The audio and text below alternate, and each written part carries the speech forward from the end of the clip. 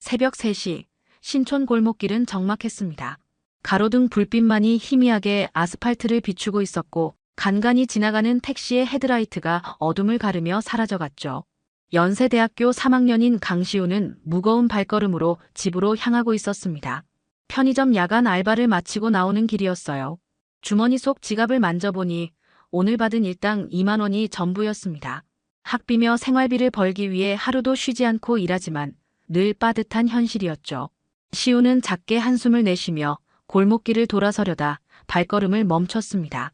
골목 모퉁이, 건물 사이 좁은 틈새에 누군가 웅크리고 앉아 있었어요. 낡고 더러워진 옷을 입은 할머니였습니다.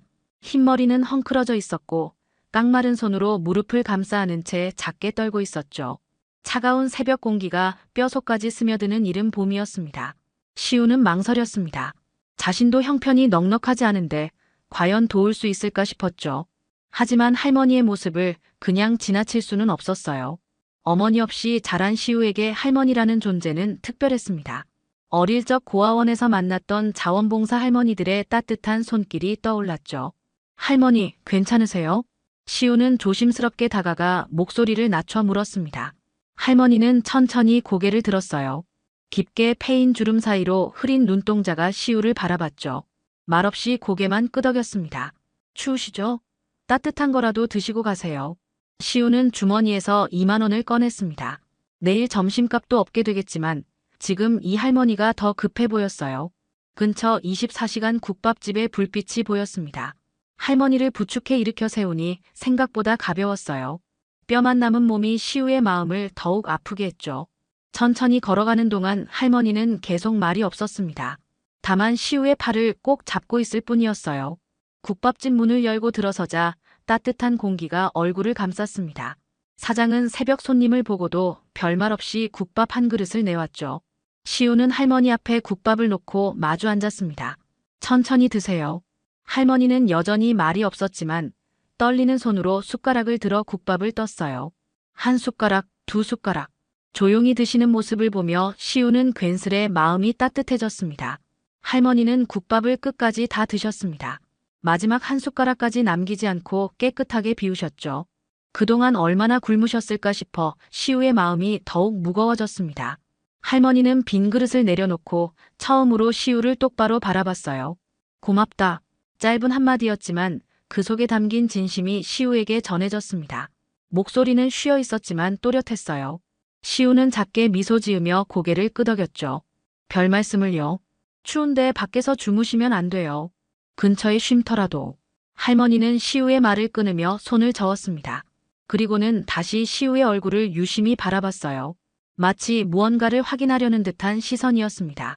그 눈빛에는 단순한 감사를 넘어선 깊은 무언가가 담겨 있었죠. 시우는 그 시선이 왠지 낯설면서도 친숙하게 느껴졌어요. 어릴 적 고아원에서 만났던 할머니들과는 다른 느낌이었습니다. 더 깊고 더 간절한 무언가가 있었죠. 할머니, 혹시 갈 곳이 없으시면. 괜찮다. 걱정 말거라. 할머니는 단호하게 말씀하셨지만 그 목소리에는 묘한 떨림이 있었어요. 시우는 더 이상 묻지 않았습니다. 누구에게나 말하고 싶지 않은 사정이 있다는 걸 알고 있었거든요. 국밥집을 나오며 시우는 할머니께 작별 인사를 드렸습니다. 새벽 공기는 여전히 차가웠지만 국밥집에서 나온 따뜻함이 몸을 감싸고 있었어요. 할머니, 몸 조심하세요. 언젠가 또 뵐 수 있을까요? 시우의 마지막 말에 할머니는 미세하게 고개를 끄덕였습니다. 그리고는 시우의 손을 잠깐 잡아주셨죠. 그 손은 거칠고 차가웠지만 묘하게 따뜻함이 전해졌어요. 마치 오래전 잃어버린 무언가를 되찾은 듯한 느낌이었습니다. 할머니는 천천히 어둠 속으로 사라져갔어요. 시우는 할머니의 뒷모습이 보이지 않을 때까지 서서 바라봤습니다. 구부정한 등과 느린 걸음걸이가 마음에 남았죠.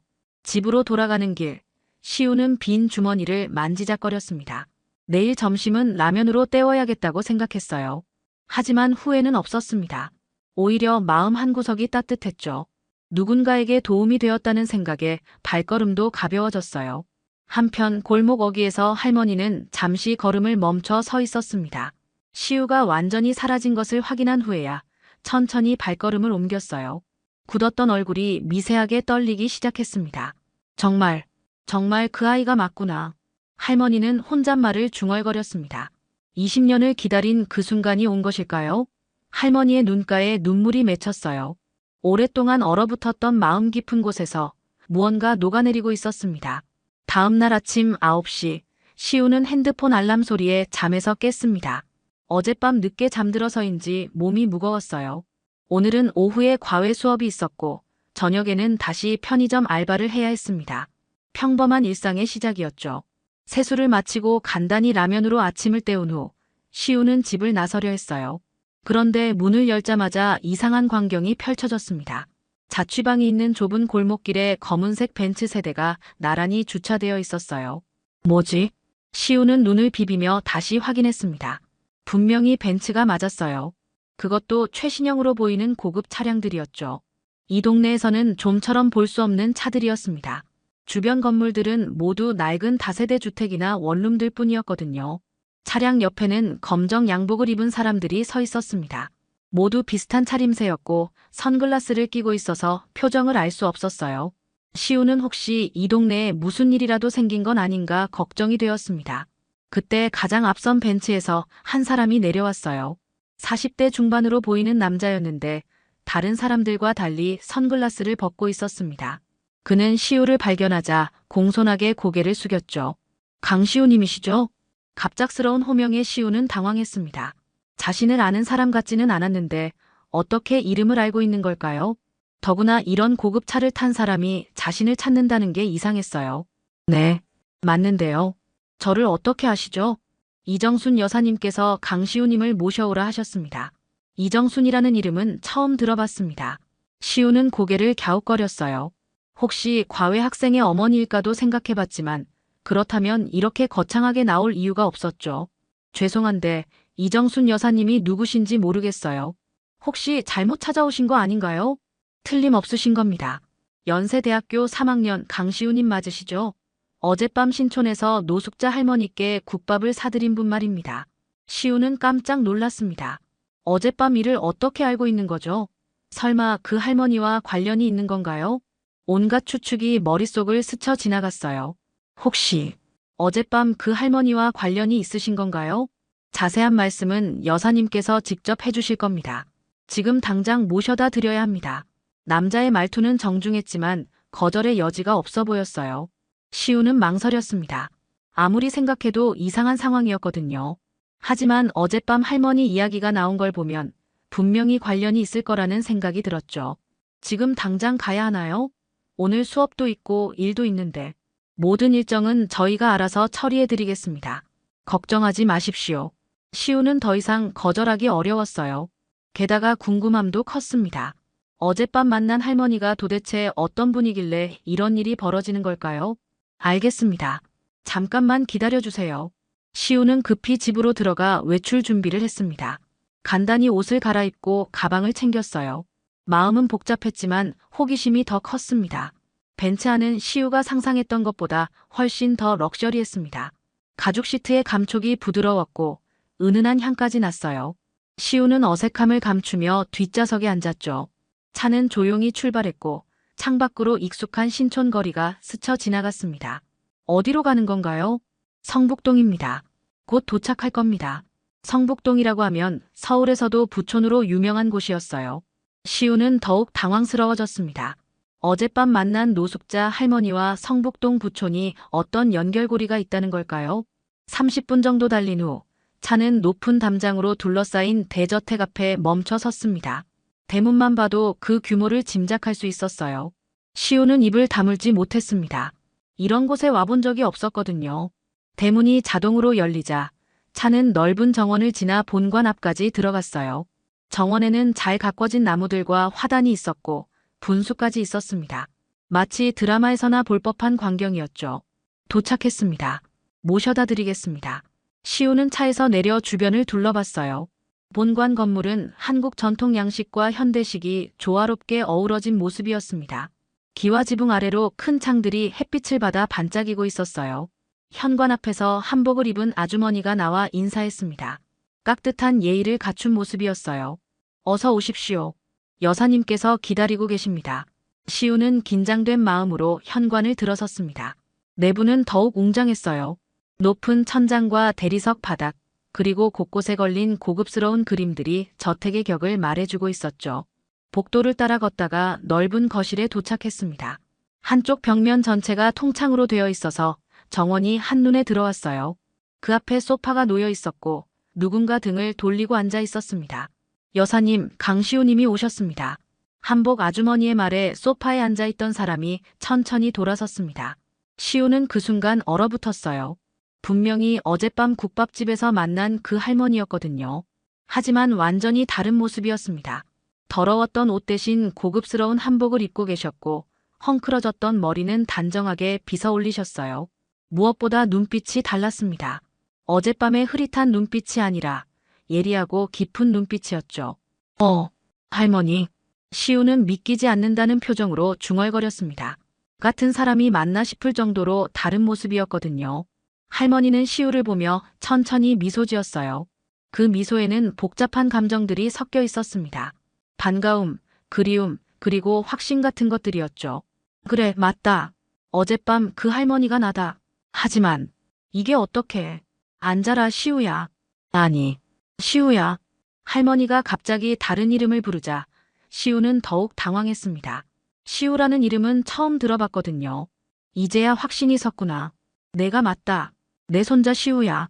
할머니의 목소리에는 오랫동안 참아온 감정이 터져나오고 있었어요. 시우는 상황을 이해할 수 없었습니다. 손자라니, 그것도 시우라는 이름이라니요. 할머니, 무슨 말씀이신지 모르겠어요. 제 이름은 강시우고 저는 고아원에서 모든 걸 설명해 주마. 20년을 기다린 이야기를 말이다. 할머니는 시우를 소파에 앉히고 마주 앉았습니다. 그리고는 깊은 숨을 한번 쉬고 나서 천천히 입을 열었어요. 20년 전 이야기부터 시작해야겠구나.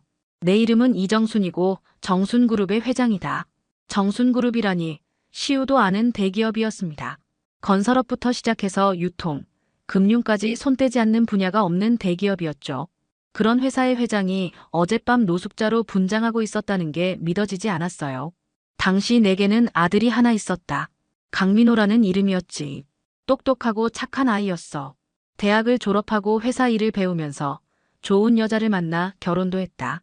할머니의 목소리에 그리움이 묻어났습니다. 과거를 회상하는 표정이 애잔해 보였어요. 며느리 이름은 박은영이었다. 참 따뜻하고 지혜로운 사람이었지. 그들 사이에 아들이 하나 태어났는데 그 아이가 바로 너다. 강시우. 시우는 고개를 저었습니다. 믿을 수가 없었어요. 자신이 알고 있는 자신의 정체성과 너무 달랐거든요. 할머니, 저는 고아원에서 자랐어요. 부모님에 대한 기억도 없고. 들어보거라. 시우가 5살 되던 해였다. 민호와 은영이가 너를 데리고 부산으로 여행을 갔다가 교통사고를 당했다. 할머니의 목소리가 떨리기 시작했습니다. 그날의 기억이 아직도 생생한 듯 보였어요. 큰 화물차가 빗길에서 미끄러져서 민호와 은영이는 그 자리에서. 하지만 너는 찾을 수 없었다. 사고 현장 어디에도 아이의 흔적이 없었어. 시우는 숨이 막히는 느낌이었습니다. 설령 할머니 말이 사실이라 해도 받아들이기 어려운 이야기였죠. 경찰과 함께 전국을 뒤졌다. 사설 탐정도 고용하고 방송에도 나왔다. 하지만 아무런 단서도 찾을 수 없었어. 마치 세상에서 사라진 것처럼. 할머니는 잠시 말을 멈추고 눈물을 닦았습니다. 20년 전의 상처가 아직도 아물지 않은 듯 했어요. 그러다가 최근에 우리 재단에서 진행하는 고아 출신 장학사업 관련 조사를 하던 중 너를 발견하게 되었다. 출생 기록과 유전자 샘플을 비교한 결과. 유전자 샘플이요? 작년에 너도 장학금 신청을 위해 서류를 제출했었지. 그때 건강검진 자료가 있었다. 시우는 기억했습니다. 정순재단 장학금에 지원했다가 떨어진 적이 있었어요. 그때 제출했던 서류들 중에 건강검진서도 있었죠. DNA 검사 결과 너는 분명히 내 손자가 맞았다. 하지만 나는 확인하고 싶었다. 확인이요? 내가 어떤 사람으로 자랐는지 말이다. 돈과 권력 앞에서 어떤 선택을 하는 사람인지, 어려운 이웃을 보며 어떤 마음을 갖는 사람인지. 할머니는 시우를 바라보며 말했습니다. 그래서 지난 몇 달 동안 여러 차례 거리에 나가 직접 확인해봤다. 진짜 어려운 사람들을 만나면서 동시에 너를 지켜보기도 했지. 하지만 어젯밤이 마지막 테스트였다. 테스트라고 하시면 너에게 직접 다가가서 확인하는 것이었다. 과연 내 손자가 남을 도울 줄 아는 사람으로 자랐는지를. 시우는 어젯밤 상황이 모두 계획된 것이었다는 사실에 충격을 받았습니다. 하지만 동시에 할머니의 마음도 이해가 되었어요. 너는 자신도 어려운 상황에서 마지막 돈을 나에게 써주었다. 그 순간 나는 확신했다. 내 손자가 맞다고. 할머니는 잠시 숨을 고르고 나서 계속 말을 이어갔습니다. 그 표정에는 미안함과 자부심이 동시에 어려 있었어요. 사실 어젯밤만이 아니었다. 지난 석 달 동안 나는 수차례 거리로 나갔었다. 시우는 놀란 표정으로 할머니를 바라봤습니다. 석 달이나 그런 일을 해오셨다는 게 믿어지지 않았어요. 처음에는 정말 노숙자들과 어려운 이웃들을 도우려는 마음이었다. 하지만 동시에 사람을 보는 눈을 기르고 싶었지. 진짜 따뜻한 마음을 가진 사람이 누구인지, 돈 앞에서 변하지 않는 사람이 누구인지 알고 싶었어. 할머니는 창밖을 바라보며 말했습니다. 정원의 나무들이 바람에 살랑거리고 있었어요. 그 과정에서 참 많은 사람들을 만났다. 어떤 이들은 나를 보고도 못 본 척 지나갔고, 어떤 이들은 동전 몇 개를 던져주며 자신의 선행에 만족해했지. 하지만 진심으로 나를 걱정해주는 사람은 드물었어. 시우는 할머니의 말을 들으며 복잡한 기분이었습니다. 자신도 평소에 노숙자분들을 지나칠 때가 많았거든요. 어젯밤은 정말 우연한 선택이었는데 그것이 이런 결과로 이어질 줄은 몰랐어요. 그런데 너는 달랐다. 처음 너를 발견했을 때부터 느꼈지. 다른 사람들과는 다른 무언가가 있다는 것을. 어떤 점에서요? 눈빛이 달랐어. 나를 바라보는 시선에 진심 어린 걱정이 담겨 있었다. 그리고 행동도 달랐지. 돈을 주고 끝내는 것이 아니라 직접 나를 부축해서 따뜻한 곳으로 데려갔잖니. 할머니는 어젯밤을 회상하며 말했습니다. 국밥집에서 너를 지켜보면서 확신이 들었다. 이 아이가 내가 찾던 그 아이구나 싶었지. 돈이 아니라 사람을 먼저 생각하는 마음. 그게 바로 내가 원하던 것이었어. 시우는 여전히 모든 것이 꿈 같았습니다. 어젯밤의 평범한 선행이 이렇게 큰 변화를 가져올 줄이야. 하지만 할머니, 저는 정말 평범한 사람이에요. 특별할 것도 없고 그냥 학교 다니면서 알바나 하는. 그게 바로 특별한 거다, 시우야. 할머니는 시우의 말을 끊으며 따뜻하게 미소 지었습니다. 요즘 젊은이들 중에 자신의 형편이 어려워도 남을 먼저 생각하는 사람이 얼마나 될까? 너는 마지막 2만 원을 망설임 없이 내게 써주었잖니. 시우는 부끄러워하며 고개를 숙였어요. 사실 그때도 많은 고민이 있었거든요. 사실 많이 고민했어요. 저도 내일 밥값이 없어지는 상황이었으니까요. 그래서 더 대단한 거다. 자신도 어려운 상황에서 남을 도운다는 건 쉬운 일이 아니거든. 할머니는 일어나서 창가로 걸어갔습니다. 햇살이 할머니의 한복을 비추며 따뜻한 빛을 만들어내고 있었어요. 나는 평생 사업을 하면서 수많은 사람들을 만났다. 그중에는 돈 때문에 변하는 사람들이 너무 많았지. 가족도 친구도 심지어 내가 믿었던 사람들도 돈 앞에서는 다른 모습을 보이더라. 할머니의 목소리에 쓸쓸함이 묻어났습니다.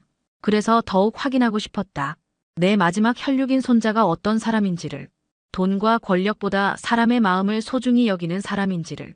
그래서 그런 방법을 쓰신 거군요. 맞다. 만약 내가 나를 모른 척했거나 형식적으로만 도움을 줬다면 아마 다시는 만나지 않았을 거다. 할머니는 다시 시우에게 돌아와 앉았습니다. 하지만 넌 달랐어. 진심으로 나를 걱정해 주었고 자신의 전부를 기꺼이 나누어 주었지. 그 순간 나는 알았다. 이 아이야말로 내가 평생 찾던 진짜 후계자라는 것을.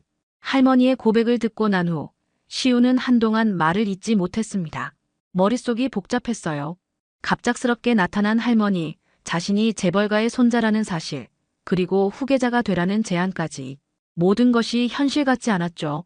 할머니, 저는 정말 모르겠어요. 이 모든 일이 너무 갑작스럽고. 당연히 그럴 거다. 나도 20년을 기다렸는데 너에게 하루아침에 받아들이라고 하는 게 무리일 수도 있지. 할머니는 이해한다는 듯 고개를 끄덕였습니다. 그리고는 옆에 있던 작은 탁자에서 두꺼운 파일을 꺼내 시우에게 건넸어요. 이걸 보면 더 확실해질 거다. 파일을 열어보니 온갖 서류들이 들어있었습니다. 유전자 검사 결과부터 시작해서 과거 사고 관련 신문기사, 그리고 어린 시절 시우의 사진들까지 있었어요.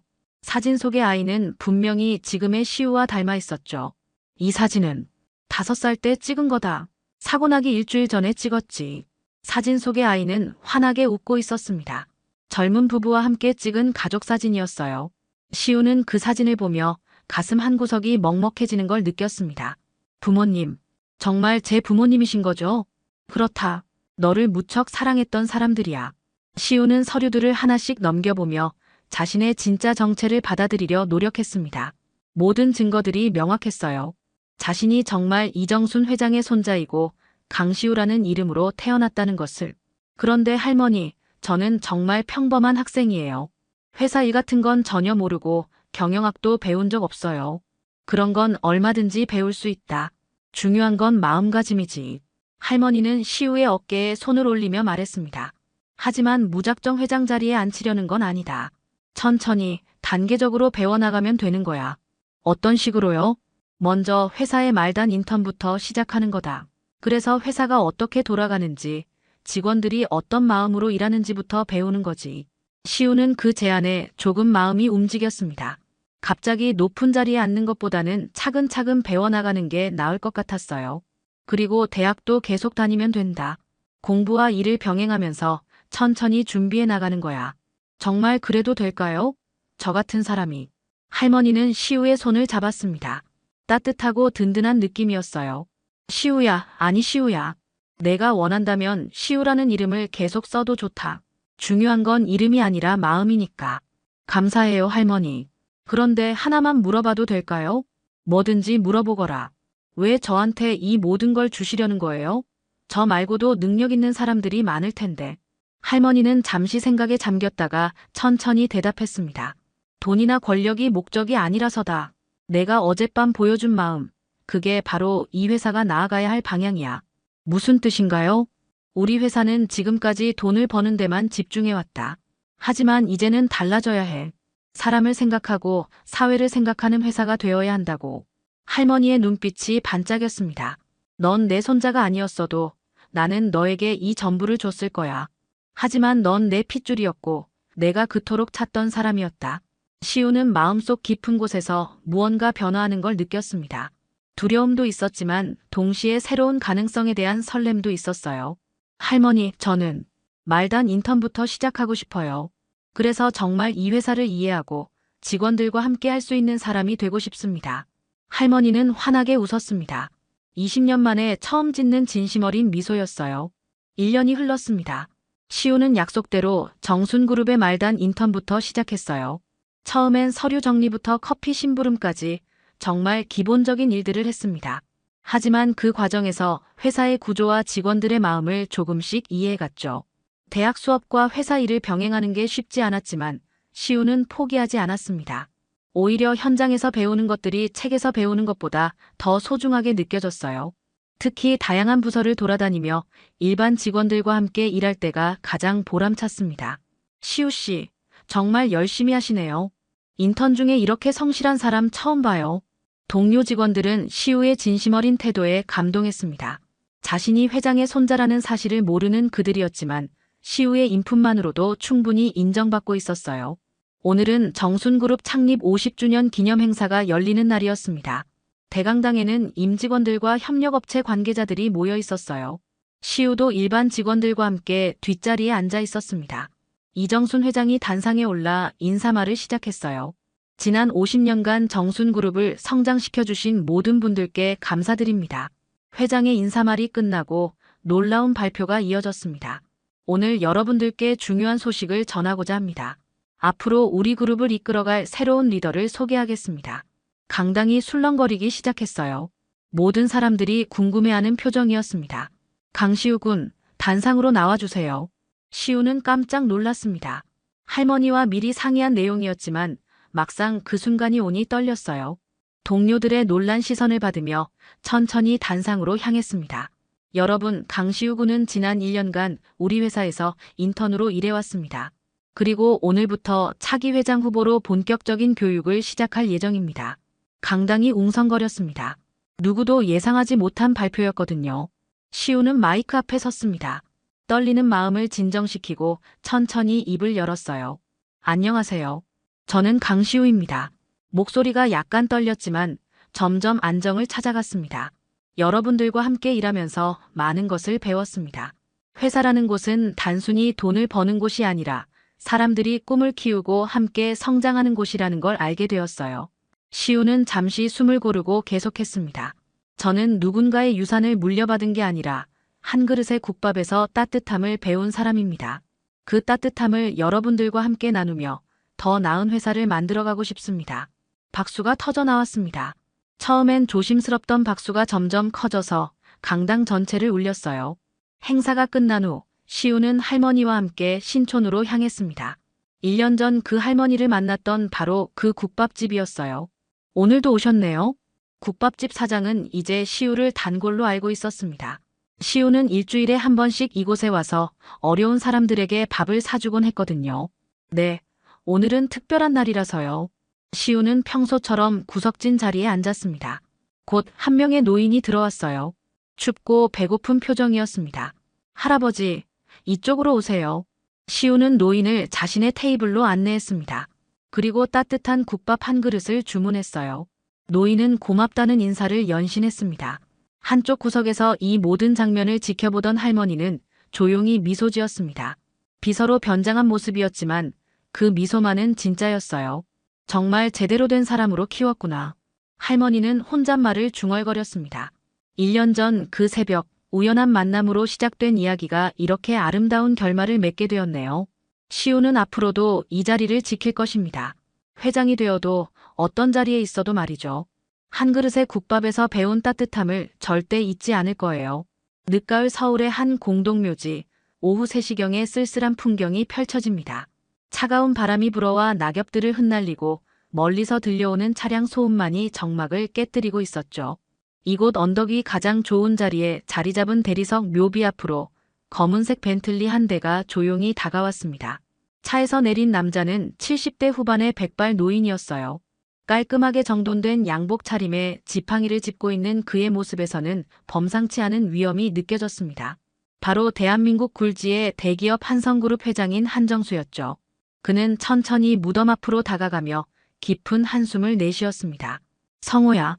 정수는 떨리는 목소리로 아들의 이름을 불렀어요. 아빠가 또 왔다. 오늘로 3년째구나. 그의 눈가에는 어느새 눈물이 고여 있었습니다. 교통사고로 세상을 떠난 외아들 한성호. 그 죽음은 정수에게 있어 영원히 아물지 않을 상처였거든요. 바로 그때였습니다. 저기요. 뒤에서 들려온 어린 목소리에 정수는 고개를 돌렸어요. 그곳에는 12살 정도로 보이는 소녀가 서 있었습니다. 헝클어진 머리카락에 때가 묻은 낡은 옷을 입고 있는 아이였죠. 맨발에는 구멍난 운동화를 신고 있었고 손에는 작은 꽃다발을 들고 있었어요. 누구냐? 정수가 다소 경계심을 품고 물었습니다. 이런 곳에서 이상한 아이를 만나는 일이 달갑지 않았거든요.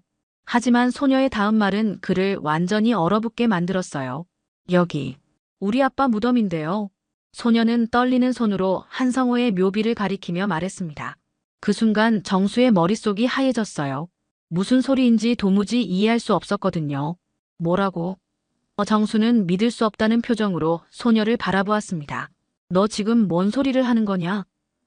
그의 목소리에는 분노와 당황이 뒤섞여 있었죠. 이런 황당한 일이 있을 수 있나 싶었어요.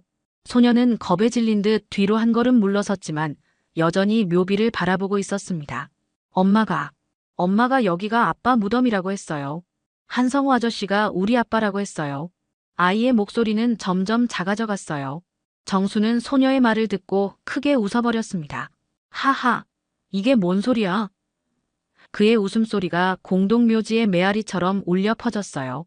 요즘 애들이 돈을 벌기 위해서는 이런 수법까지 쓰는구나. 참 기가 막히네.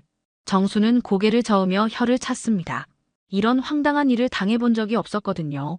자신처럼 막강한 재력을 가진 사람에게는 이런 식의 접근이 종종 있었지만 아이를 내세우다니 정말 뻔뻔스럽다고 생각했어요.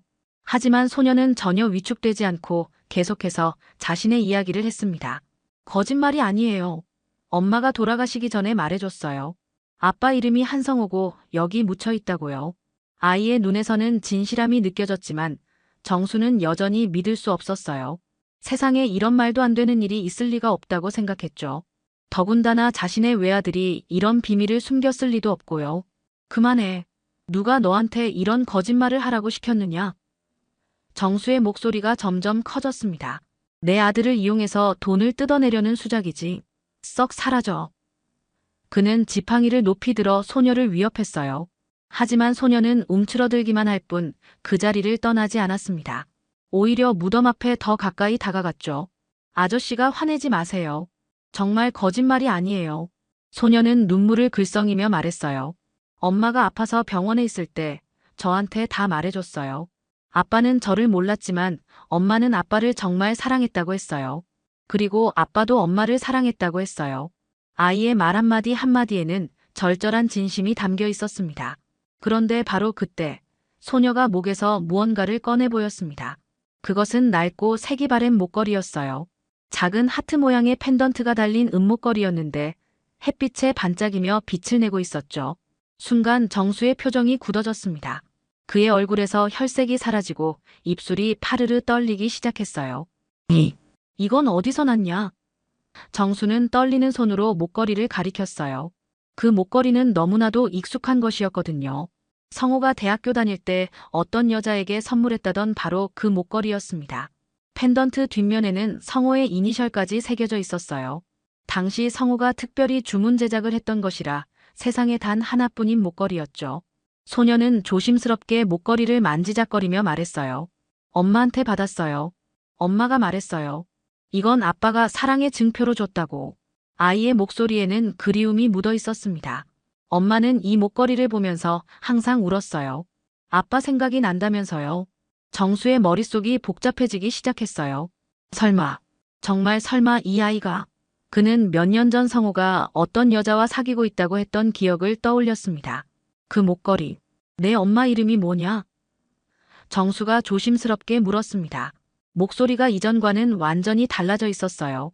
더 이상 화를 내지도 위협하지도 않았죠. 그의 마음속에서는 이미 불안한 예감이 자리 잡기 시작했거든요. 이지영이에요. 우리 엄마 이름이 이지영이에요. 소녀가 대답했습니다. 그 순간 정수의 기억 속에서 그 이름이 또렷하게 떠올랐어요. 성호가 몰래 만나고 있다던 그 여자, 바로 이지영이었습니다. 당시 정수는 가문의 격에 맞지 않는다며 강력히 반대했었고 성호는 결국 그 여자와 헤어졌다고 말했었거든요. 정수는 주저앉을 뻔했어요. 다리에 힘이 빠지면서 지팡이에 의지해야만 했습니다. 그럼 너는? 그는 말을 제대로 잇지 못했어요. 너무나도 충격적인 상황이었거든요. 설마 자신에게 손녀가 있었다니. 그것도 이런 모습으로 만나게 될 줄이야. 저는 한미소예요. 엄마가 지어준 이름이에요. 소녀는 자신의 이름을 또박또박 말했어요. 엄마가 말했어요. 미소는 세상에서 가장 아름다운 거라고. 그래서 제 이름을 미소라고 지었다고요. 아이의 말에는 돌아가신 어머니에 대한 그리움이 가득했습니다. 그날 밤 정수는 잠을 이룰 수가 없었어요. 계속해서 그 아이의 모습이 머릿속에 맴돌았거든요. 다음 날 아침 일찍 정수는 비서 김 부장을 불러 엄명을 내렸습니다. 김 부장, DNA 검사를 해야겠어. 극비리에 진행하고 결과는 나한테만 보고해. 회장님, 그게 무슨. 김 부장이 의아해하자 정수는 손을 들어 말을 막았어요. 묻지 말고 시키는 대로만 해. 그리고 이지영이라는 여자에 대해서도 조사해봐. 3년 전쯤 우리 성호와 만났던 여자야. 일주일 후 검사 결과가 나왔습니다. 김 부장은 떨리는 손으로 봉투를 정수에게 건넸어요. 회장님, 결과가 나왔습니다. 정수는 심호흡을 한번 크게 하고 봉투를 열었습니다. 그리고 그 내용을 본 순간 그의 눈에서는 뜨거운 눈물이 흘러내렸어요. 친자 확률 99.9%. 정수는 떨리는 목소리로 결과지를 읽었습니다. 정말 내 손녀구나. 그는 그 자리에서 무너져 내렸어요.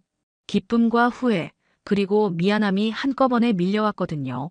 하지만 이 소식이 알려지자 집안이 발칵 뒤집혔어요. 특히 성호의 삼촌인 한정민은 크게 분노했습니다. 형님, 이건 분명 사기예요.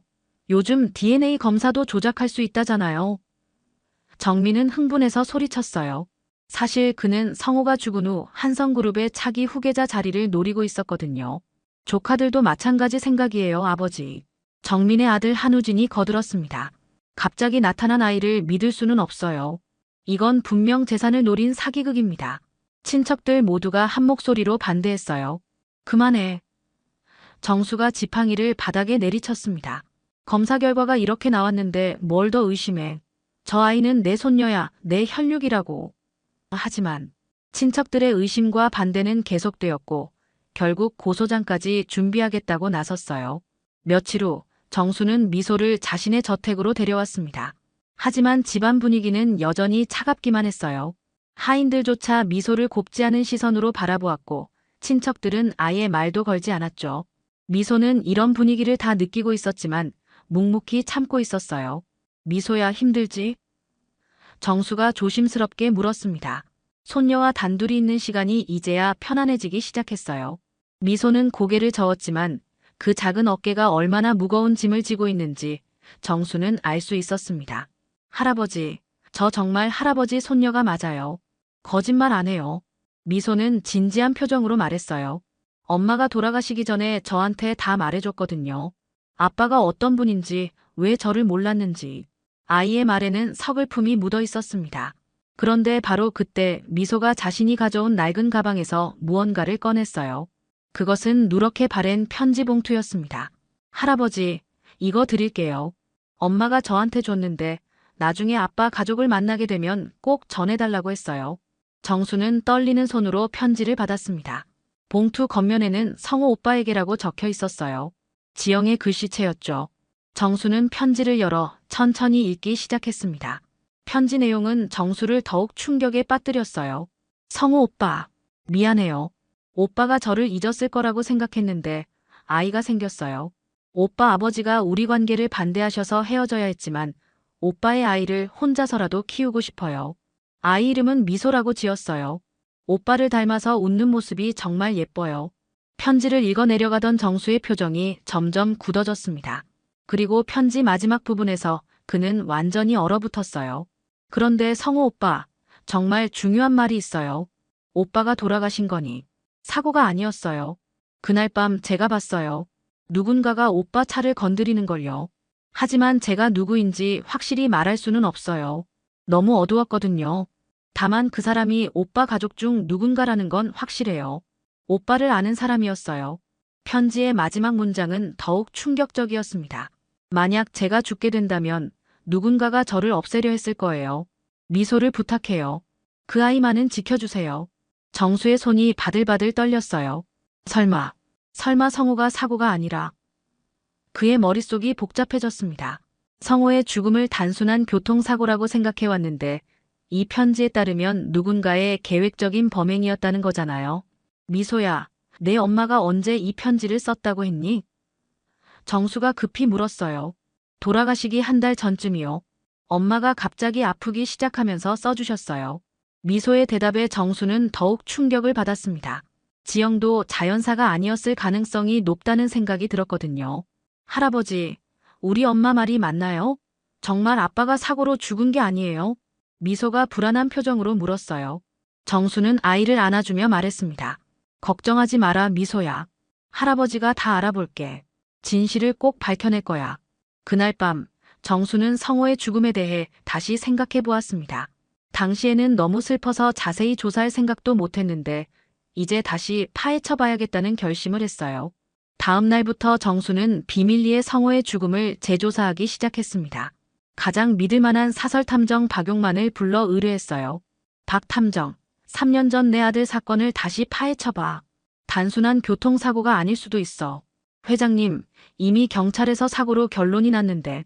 박용만이 의아해하자 정수는 편지를 보여주었습니다. 이걸 봐. 목격자가 있었다는 거야. 누군가 내 아들 차에 손을 댔다고 했어.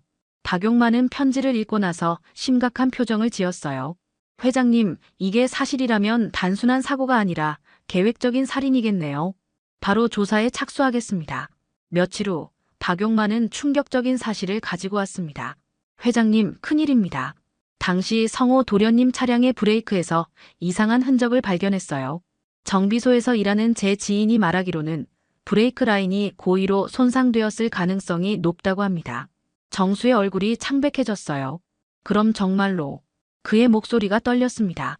자신의 외아들이 누군가에 의해 살해당했다는 사실을 받아들이기 어려웠거든요.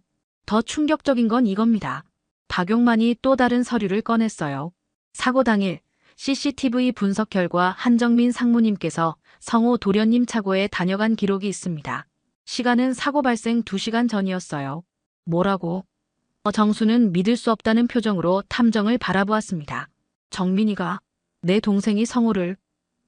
그의 목소리에는 배신감과 분노가 뒤섞여 있었어요. 박용만은 계속해서 조사 결과를 보고했습니다. 그뿐만 아닙니다. 이지영 씨의 죽음도 의심스러워요. 병원 기록을 보니 갑작스럽게 악화된 거죠. 담당 의사도 이상하다고 했대요. 그의 말에 정수는 완전히 절망했어요. 그럼 지영이까지. 정수는 주먹을 불끈 쥐었습니다. 정민이 그놈이 지영이까지 해친 거냐? 분노가 치밀어 올랐지만 동시에 무력감도 느껴졌어요. 자신의 혈육이 이런 끔찍한 일을 저질렀다는 게 믿어지지 않았거든요. 바로 그때 박용만이 더욱 심각한 표정으로 말했습니다. 회장님, 그리고 한정민 상무님이 미소양을 없애려는 계획을 세우고 있는 것 같습니다. 제 정보원이 들은 바로는 그 아이만 없으면 모든 게 해결된다고 말했다더군요. 정수는 완전히 분노로 치를 떨었어요. 감히 내 손녀까지. 그는 즉시 미소의 안전을 확보하라고 지시했습니다. 경비를 2배로 늘려. 미소에게 절대 위험한 일이 생기면 안 돼.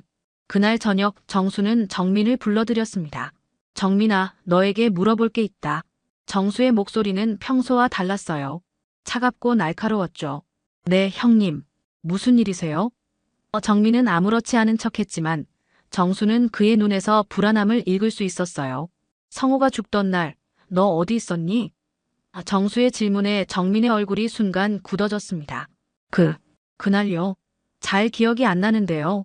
그는 눈을 피하며 대답했어요. CCTV에 내가 성호 차고에 들어가는 모습이 찍혔어. 정수가 차분히 말하자 정민의 얼굴이 완전히 하얘졌어요. 형님, 그게 무슨...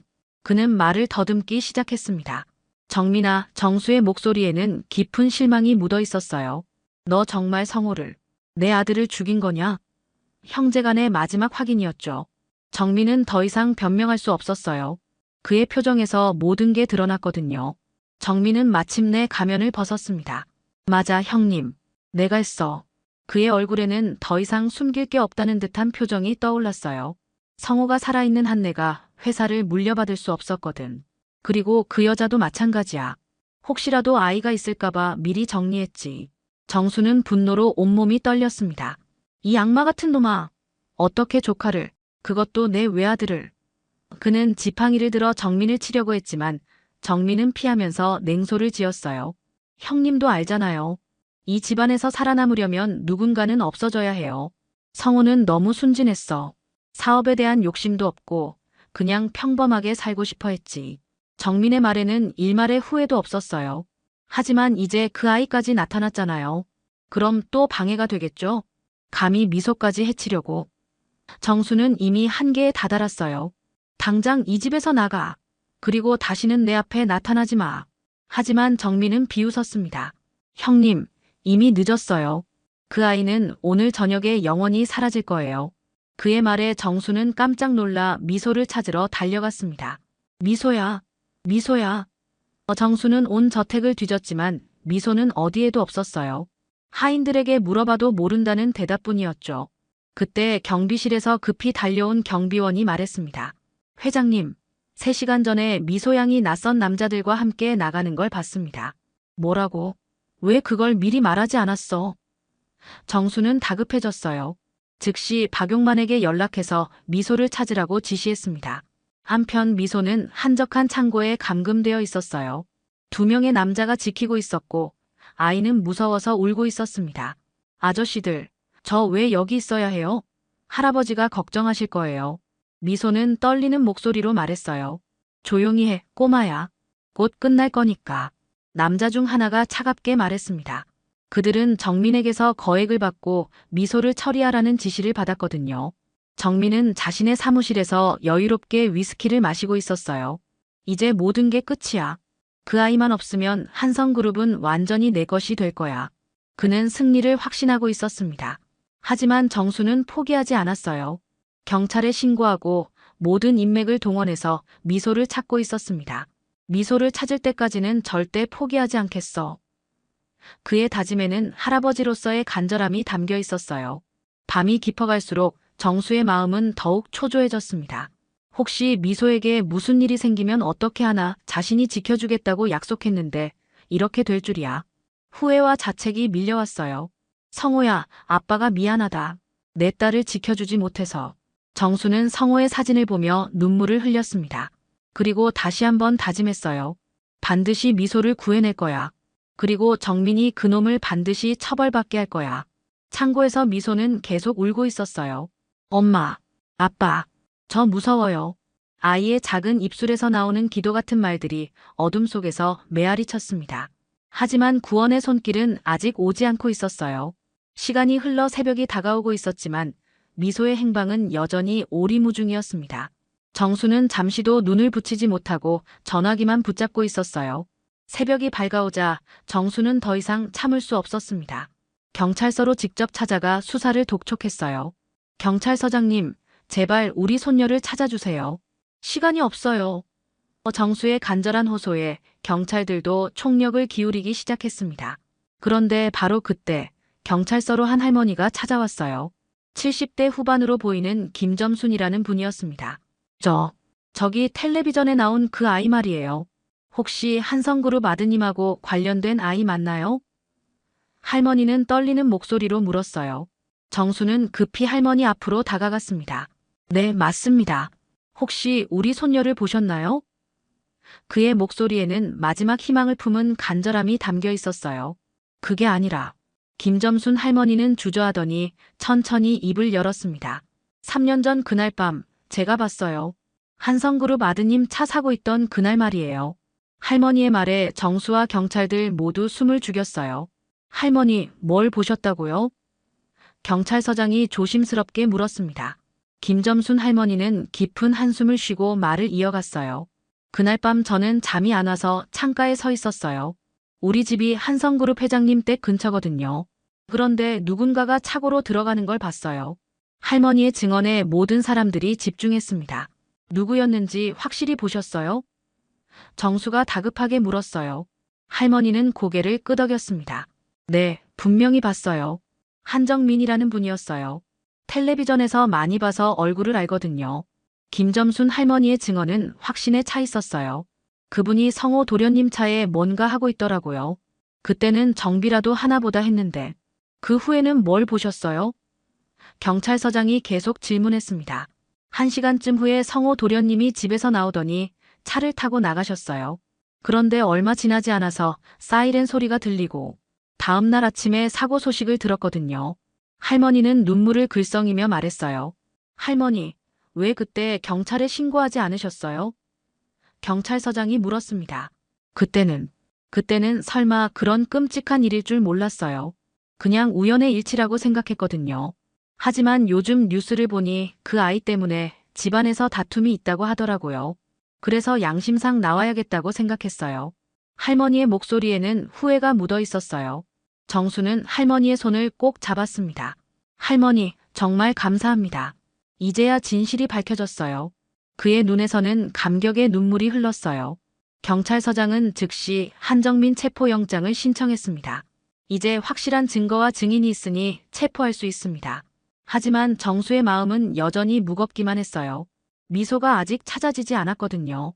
경찰서장님, 우선 미소부터 찾아야 해요. 정민이를 체포하면 아이의 위치를 알 수 있을 거예요. 정수의 말에 경찰들은 곧바로 한정민을 찾아 나섰습니다. 한편 정민은 아직도 자신의 사무실에서 여유를 부리고 있었어요.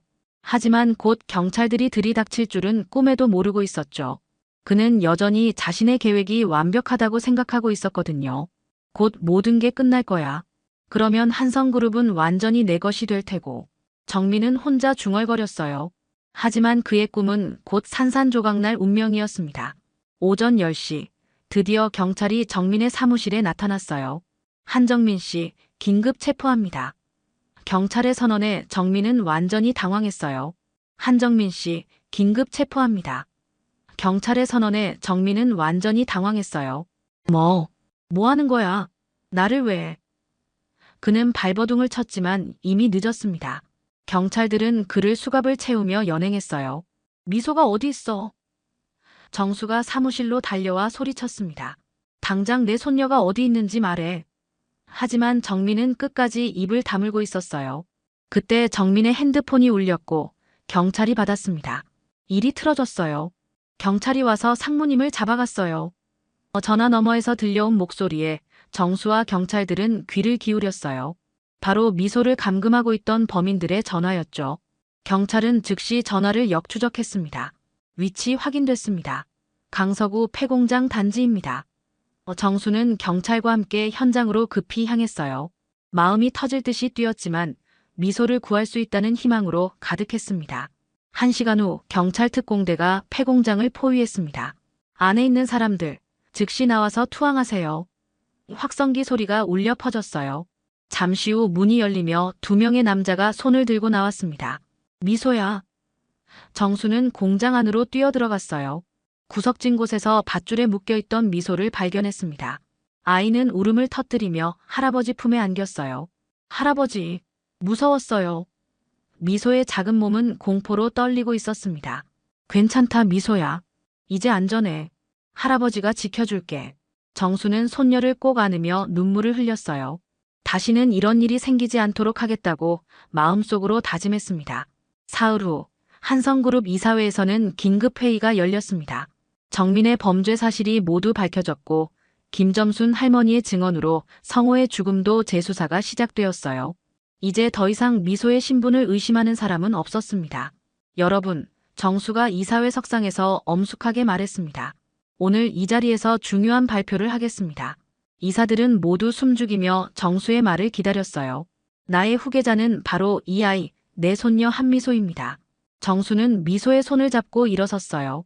그리고 내 아들을 죽게 만들고 이 아이의 어머니까지 해친 한정민은 반드시 법의 심판을 받을 것입니다.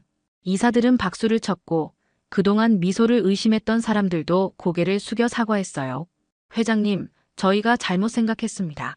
미소 양을 의심해서 죄송합니다.